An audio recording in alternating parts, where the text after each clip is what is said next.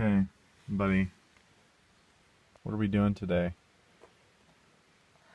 We're working. That's right. We're working on the truck. The pump data. No. What are we going to take off the motor today? I don't know. What? We're working on the truck. I thought I told you. Yes. Oh, okay, well we're doing headers. So Daddy came down yesterday and busted loose all the bolts on this side. Took them out. So they're actually not too bad. Yeah. I'm going to put the bolt in. Anyhow, can't get that to focus properly. The only thing I could really recommend on this kind of a rig is get it nice and hot. I don't know, drive it around or something. A friend of mine recommended, what was it, Patrick, retarding the timing, and then it'll sit there and run until these kind of get a glowy color, and then shut it down and remove the bolts. I did trim out the fender well here to make it a little bit easier access, and I've got like 2 bolts on the other side. I'm gonna pull that off, and I do need to remove what's left of this old exhaust system. I can fix it real fast. My mechanics helper here claims he can fix it on the double. Paw Patrol, be there on the double. Yeah, so anyhow, that's what we're doing here. I'll pull off the exhaust. Gonna pull these exhaust manifolds off where they attach to the exhaust pipe, and then pull everything out. Got the manifold detached from the exhaust on this side.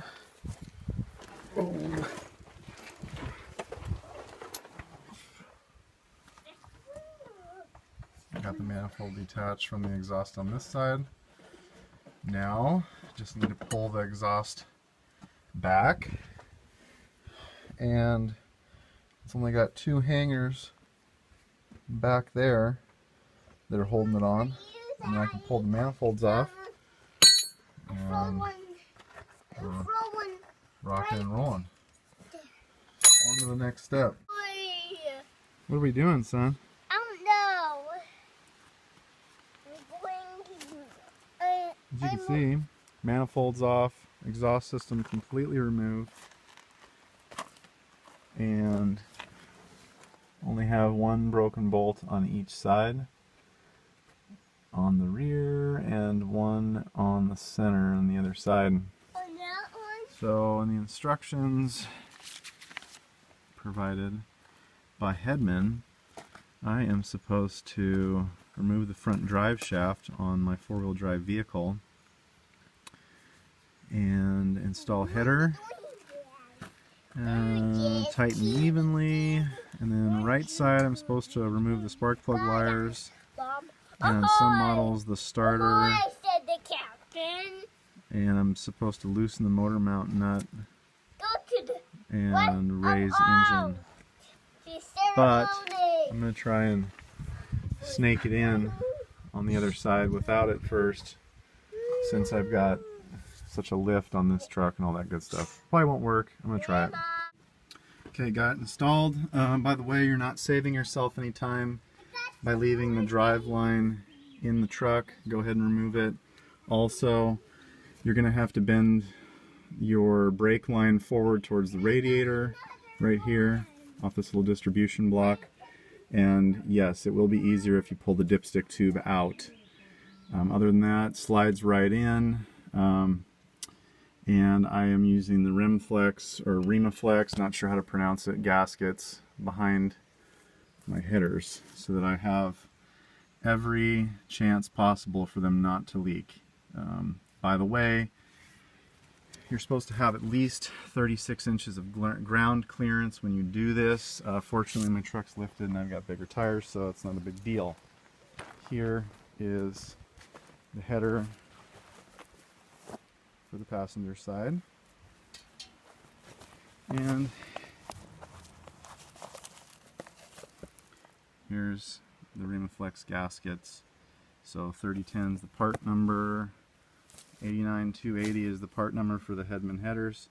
Now these are pretty thick. This is quite a bit thicker than the stock ones. I'd say stock ones are just a tiny bit thicker than this cardboard box. So these ones will smoosh down and give me a really good seal. So I'm pretty excited to see how those work.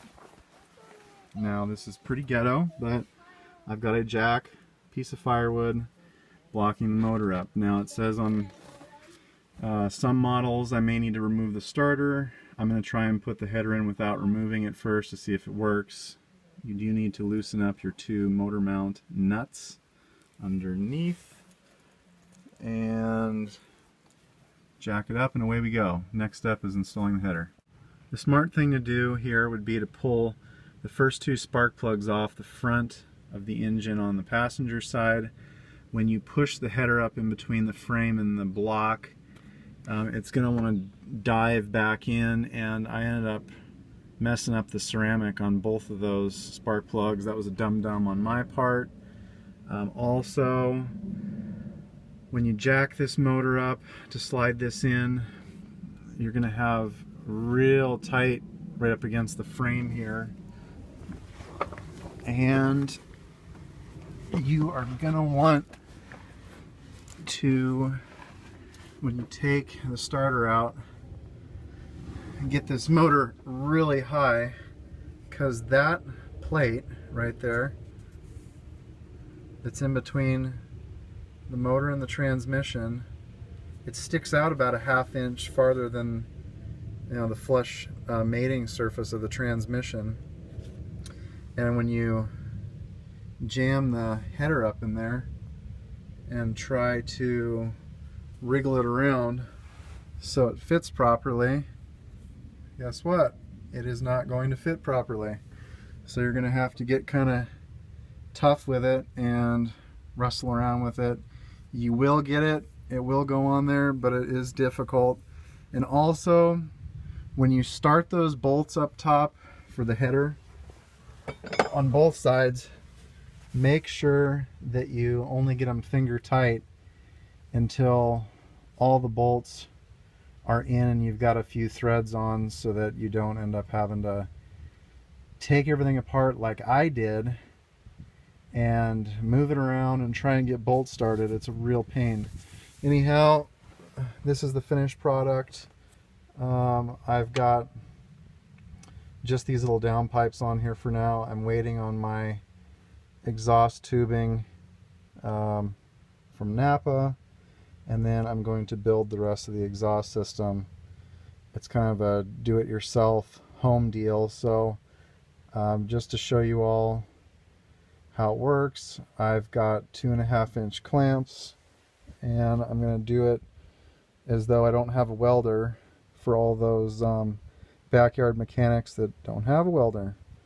So anyhow, you're looking at the finished product. This one on the passenger side comes out, you know, it ends about halfway into your transmission pan, whereas this one on the driver's side ends just right in front of the transmission pan. So next step is to get my act together and buy a couple more spark plugs to replace the ones I broke foolishly. And I've got the NGK Iridium, I think is the name of them. Iridium spark plugs. See, that was dumb. That was just dumb stuff. And there we go. You're looking at newly installed headers.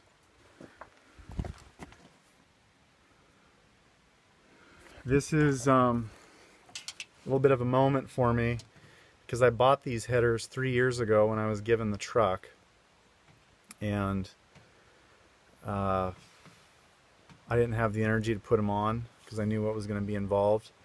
So I took my time, did research, and actually Patrick, Speed and Marine, gave me a really good idea, and that was to heat the motor up first, by driving it before I try and loosen any of the bolts up. And like anybody else you're going to see on YouTube is going to tell you, do it slow, and you're going to work the bolt out a little bit, work it back in.